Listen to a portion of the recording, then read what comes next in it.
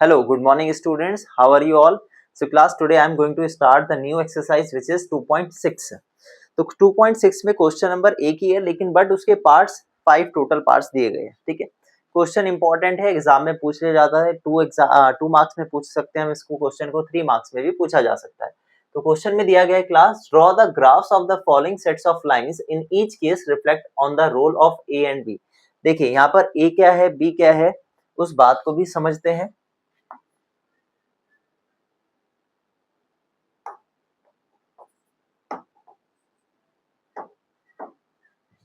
Okay, listen class, देखिए ध्यान से. हमारे पास सबसे पहले हमको ये पता होना चाहिए कि स्टैंडर्ड फॉर्म या फिर जनरल फॉर्म क्या होती है लीनियर इक्वेशन की. ये बात हमको यहाँ पे पता होनी चाहिए. देखिए, लीनियर इक्वेशन की जो जनरल फॉर्म होती है क्लास, वो होती है y is equal to A X plus B. क्या होती है? y is equal to A X plus B. अब यहाँ पर ये जो जनरल फॉर्म है, इसमें a क्या होता है, b क्या होते हैं, बताते क्या है. देखो, a बताता है हमें स्लोप के बारे में, कि जो हमारी लाइन है वो किस तरीके से यहाँ पर झुकी हुई है, कितना एंगल फॉर्म कर रही है वो एक्स एक्सिस के साथ, तो वो स्लोप के बारे में बताती है. बी क्या बताता है बच्चों? बी बताता है हमको वाई इंटरसेप्ट के बारे में. वाई इंटरसेप्ट का मतलब ये है कि जो लाइन है वो वाई एक्सिस को कहाँ पर कट कर रही है. ठीक है, वाई इंटरसेप्ट का मतलब क्या होता है कि जो लाइन आपने ड्रॉ करी है वो वाई एक्सिस को कहाँ पर कट कर रही है, उसको वाई इंटरसेप्ट बोला जाता है. ठीक है, यहाँ तक तो ये बात आपको याद रखनी है. ए बताता है स्लोप के बारे में, बी बताता है वाई इंटरसेप्ट के बारे में. तो हमारे पास जो क्वेश्चन नंबर फर्स्ट है, तो फर्स्ट के फर्स्ट पार्ट को हम देखेंगे. बाकी के जितने भी पार्ट्स हैं आपको खुद से ट्राई करने हैं. ठीक है, चलिए. अब देखो, लिखा है मैंने यहाँ पर भी कि हमारे पास ये जनरल फॉर्म में ए होता है slope of A line, line के स्लोप के बारे में बताता है. वाई बताता है इंटरसेप्ट के बारे में, कि एक्स एक्सिस जो लाइन है हमारी वो वाई एक्सिस को कहाँ पर कट कर रही है. ठीक है, चलिए स्टार्ट करते हैं फर्स्ट क्वेश्चन से. तो हमारे पास एक ग्राफ पेपर है, आपको ग्राफ पेपर लेना है और ग्राफ पेपर के अकॉर्डिंग ही आपको यहाँ पर ड्रॉ कर करके देखनी है लाइंस की, किस तरीके से यहाँ पर लाइंस जो बनेगी. चलिए स्टार्ट करते हैं फर्स्ट पार्ट से. तो हमारा जो फर्स्ट पार्ट है, तो फर्स्ट में आपके पास दिया है y इक्वल टू 4x. तो उसके लिए हम क्या करेंगे, एक इस तरीके से बॉक्स बनाएंगे. बॉक्स में हम इस तरीके से कॉलम बना देंगे, पहला कॉलम, दूसरा कॉलम, तीसरा कॉलम. तो यहाँ पे x लिखेंगे, यहाँ पे y लिखेंगे. आपने छोटी क्लास 8th में भी ये चीज सीखी होगी कि ग्राफ किस तरीके से ड्रॉ किया जाता है. अब देखो, पहली इक्वेशन है आपके पास यहाँ पर क्या, y इक्वल टू 4x. क्या है? y equal to 4x. ये विजिबल है आपको y इक्वल टू 4x? दिखाई दे रहा है. ठीक है, तो यहाँ पे सबसे पहले हम क्या करते हैं, x की जगह पर पुट करते हैं 0. क्या पुट किया हमने यहाँ पर x की जगह पर? 0 पुट किया. तो हमने अगर x की जगह पर 0 पुट किया तो हमको क्या मिला आंसर में? 0 मिला. ठीक है, कोई बात नहीं. अब इसके बाद हम क्या पुट करेंगे यहाँ पर, अब हम x की जगह पे क्या पुट करते हैं, 1 पुट करते हैं. क्या पुट करते हैं? 1. तो जब हमने 4 इंटू 1 रखा तो हमको y कितना मिला? 4 मिला. बताइए, कोई प्रॉब्लम है यहाँ तक? तो हमारे पास कोऑर्डिनेट्स आ गए 0,0, 1,4. देखो कोऑर्डिनेट क्या है, 0,0 और अगला है यहाँ पे 1,4. तो इसकी हेल्प से हम क्या करने वाले हैं, यहाँ पर ड्रॉ करने वाले हैं लाइन को. चलिए देखते हैं.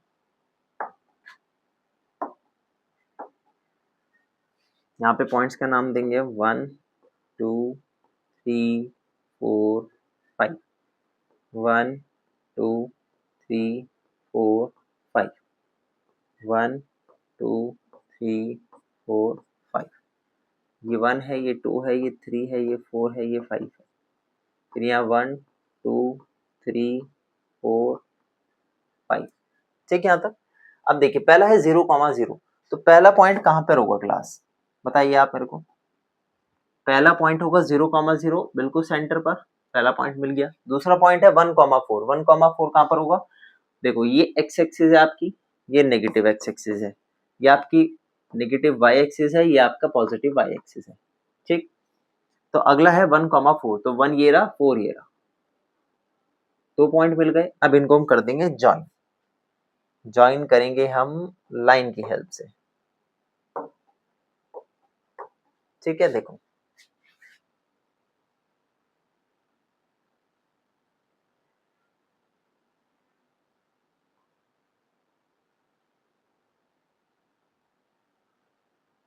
ये लाइन कुछ इस तरीके से आपकी बनेगी. चलिए नेक्स्ट पार्ट पे चलते हैं।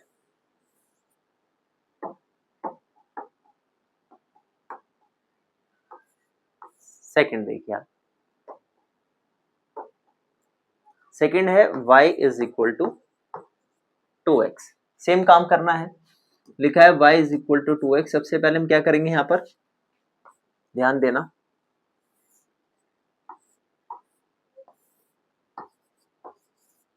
x की जगह पर 0 पुट करेंगे। क्या करेंगे, x की जगह पर 0। तो जब हमने x की जगह पे 0 पुट किया तो हमें आंसर में क्या मिला, 0 मिला। ठीक है, नेक्स्ट अब हम x की जगह पे क्या पुट करेंगे, 1 पुट करेंगे। क्या पुट किया हमने, 1 पुट किया, तो हमको 2 क्या मिला, सॉरी y क्या मिला, 2 मिल गया। y क्या मिल गया क्लास, यहाँ तक 2 मिल गया। बताइए कोई दिक्कत। तो हमारे पास जो कोऑर्डिनेट्स आए वो निकल के आया 0,0 और अगला है 1,2। चलिए इससे मार्क करते हैं पॉइंट्स को। देखिए पहला तो पॉइंट यही है 0,0, ठीक है। अगला है 1,2, 1 ये रहा, 2 ये रहा, ठीक।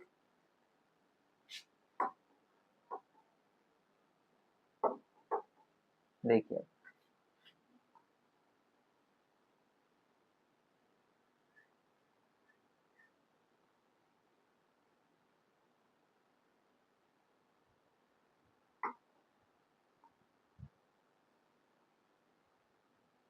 कुछ इस तरीके से हमारी सेकंड लाइन ड्रॉ हो जाएगी, ठीक है यहाँ तक।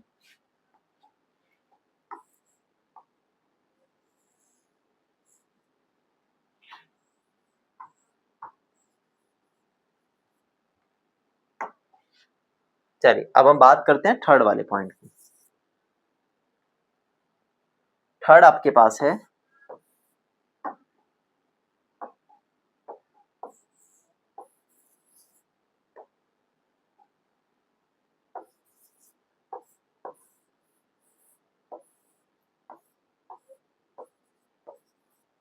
थर्ड वाला है y is equal to X, y is equal to x.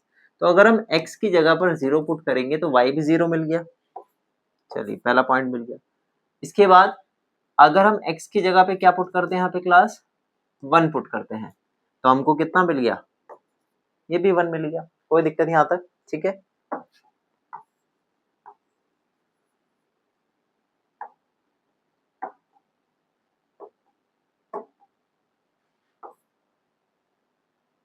Colour बताइए कौन से कलर से बनाए इस बार लाइन। चलिए ब्लू से बनाते हैं ना। तो पहला पॉइंट है आपके पास 0,0, तो भाई 0,0 तो यहीं पर होगा, सेंटर पर है ना। 1,1, तो 1,1 का आएगा यहाँ पे, तो 0,0 ये रहा और 1,1 ये रहा। तो कर देते हैं मैच।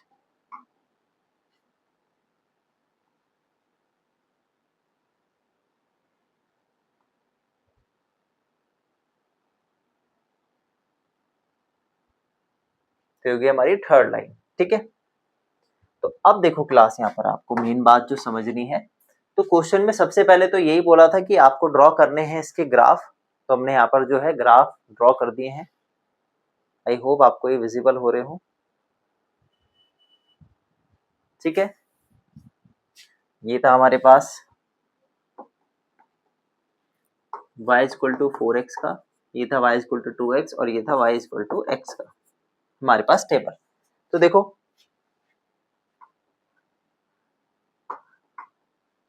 सबसे पहले वाली लाइन कौन सी थी, पहली लाइन बनी थी y इक्वल टू 4x।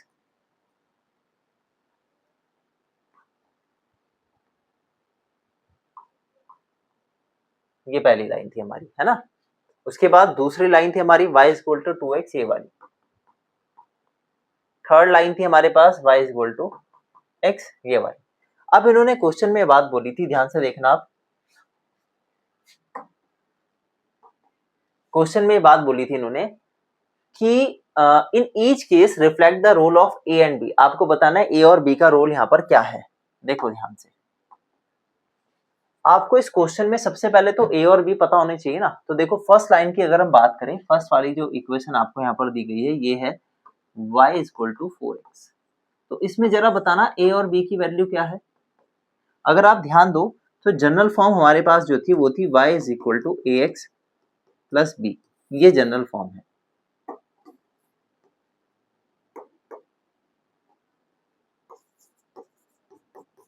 ये जनरल फॉर्म है। x के साथ वाला a होता है और जो वहां पे कांस्टेंट वैल्यू होती है वो b होती है।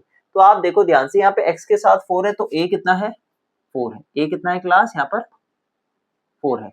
b यहाँ पर कुछ नहीं है, तो यानी कि b क्या रहा होगा, यहाँ पर 0 रहा होगा।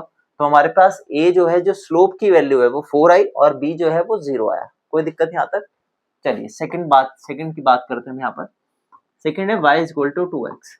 तो यहाँ मुझे बताओ a क्या है, a यहाँ पर दिया है आपको 2 और b यहाँ पर कुछ नहीं है, यानी कि क्या रहा होगा, यहाँ पर 0 रहा होगा। कोई दिक्कत यहाँ तक। आगे बढ़ते हैं थर्ड वाले का। थर्ड वाले में हमारे पास y इक्वल टू एक्स, तो यानी कि a क्या रहा होगा, यहाँ x के साथ अगर कोई कोएफिशिएंट लिखा है तो यहाँ पर क्या है, 1 है। अगर x के साथ कुछ भी नहीं लिखा होता तो इसका मतलब वहां पे 1 प्रेजेंट होता है मल्टीप्लाई में, ठीक है। और b क्या है, यहाँ पर b है यहाँ पर 0, यहाँ पर यानी कि यहाँ पर 0 रहा होगा b, ठीक। तो आप एक चीज यहाँ से ऑब्जर्व करो, मैंने आपको बोला था कि b जो है वो y इंटरसेप्ट है। b क्या है, y इंटरसेप्ट है। y इंटरसेप्ट मतलब b जो है वो 0 है, b 0 है, b 0। तो देखो तीनों लाइंस कहाँ इंटरसेक्ट कर रही हैं, कट कर रही हैं, 0 पे कट कर रही है। कहाँ पर कट कर रही है, 0 पर, यानी कि ओरिजिन पे कट कर रही है। बात समझ आई। तो ओरिजिन भाई 0,0 ही तो होता है। तो y आपका यहाँ पर क्या है, 0 है। y की वैल्यू क्या है यहाँ पर आपके पास, 0 है। x भी यहाँ पर आपका क्या है, 0 है। तो y इंटरसेप्ट कितना हुआ, 0 आ गया। तो देखो तीनों में 0 0 0 है। कहाँ पे कट कर रही है लाइन, बिल्कुल ओरिजिन पे कट कर रही है। y इंटरसेप्ट हमारे यहाँ पर 0 है, ठीक है। इसके बाद स्लोप की बात करें तो आपने देखा कि स्लोप तीनों के अलग अलग आ रहे हैं। a का स्लोप 4 है, b का स्लोप 2 है और a का स्लोप 1 है। तो जब तीनों के स्लोप अलग अलग हैं तो भाई तीनों लाइन भी तो अलग अलग होगी। अगर आप ध्यान से देखो a का स्लोप 4 है, तभी तो ये जो लाइन है वो ज्यादा क्या है, उसका स्लोप ज्यादा, उसका एंगल ज्यादा बन रहा है। एक्स एक्सिस के साथ देखो एंगल ज्यादा बन रहा है। इसी सेम वे y का स्लोप 2 है तो थोड़ा नीचे झुक गई।